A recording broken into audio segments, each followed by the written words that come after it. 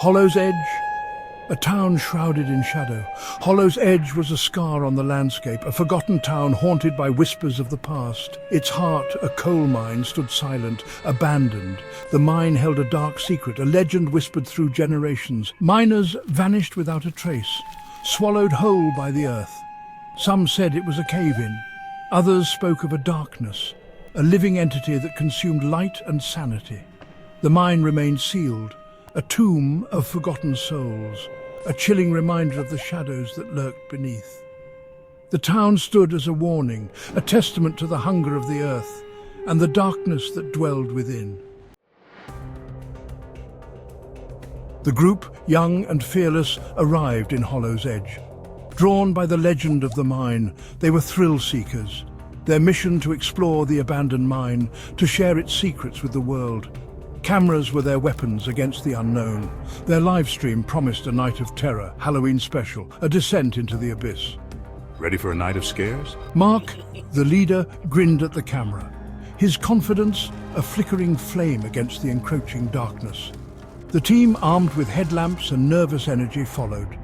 Each step forward was a step closer to the legend, closer to the darkness. The air grew heavy as they entered the mine.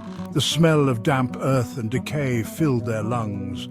The silence was unnatural, oppressive. It pressed against their eardrums, their chests.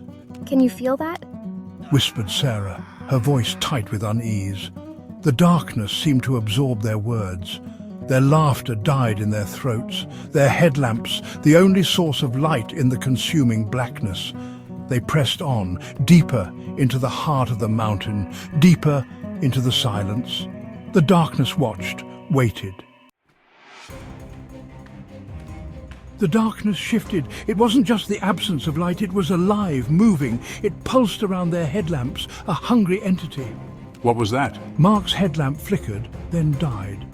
Panic flared, his voice echoed in the darkness, then another light flickered and another. The darkness deepened, consuming their light, their hope. The tunnel seemed to twist, to breathe. Walls shifted, no longer solid stone, but something organic and wrong. Fear, primal and sharp, gripped them. They were trapped in a nightmare, the darkness, their tormentor.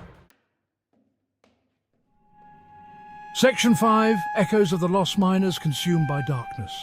They stumbled forward, blind in the consuming darkness. The air grew thick, suffocating. They coughed, struggling to breathe. Faint whispers reached their ears. Whispers that seemed to emanate from the darkness itself. They were the voices of the lost miners. Their words were slurred, filled with despair and a chilling acceptance of their fate. Become one with us, the voices hissed. Join the darkness. The darkness wasn't just an entity, it was a collective, formed from the despair and fear of those it consumed. The explorers were not alone. They were surrounded by the echoes of the damned. Section 6, Whispers from the Void. Familiar voices, sinister intent. The whispers grew louder, morphing, twisting. They became voices the explorers recognized. Loved ones calling their names, pleading for help. Mark, it's me, your brother. Help me. Mark froze, his heart pounding in his chest. He knew that voice. It couldn't be.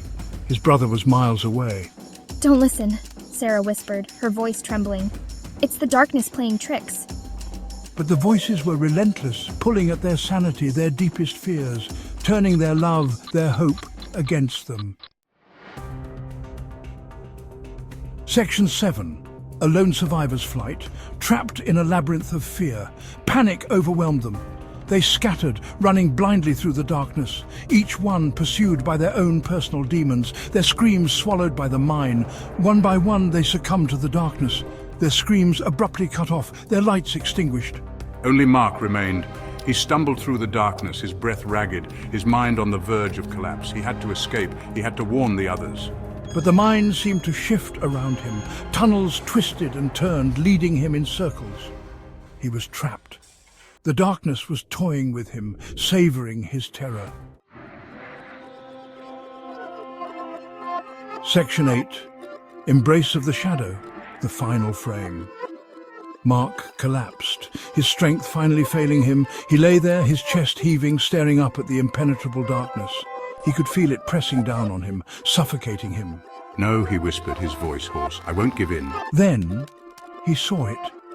His own shadow cast by the faint light of his headlamp. But it wasn't right. It was moving, stretching, reaching for him. The shadow enveloped him, cold and suffocating. Mark screamed, a desperate primal scream that echoed through the empty tunnels. Then silence. The live stream, once filled with hope and bravado, cut to static.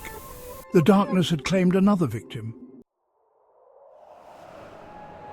Section 9. The darkness remains, a legacy of horror. The abandoned mine in Hollow's Edge still stands, a silent monument to the darkness that dwells beneath. The live stream, a viral sensation, remains a chilling reminder of the horrors that lurk in the shadows. Some dismiss it as a hoax, a clever Halloween prank gone wrong, but others know the truth. They hear the whispers in the dark, they see the shadows move. The darkness is patient. It waits for its next victims. It waits for those foolish enough to tempt fate. The darkness is always hungry, and it will always be fed.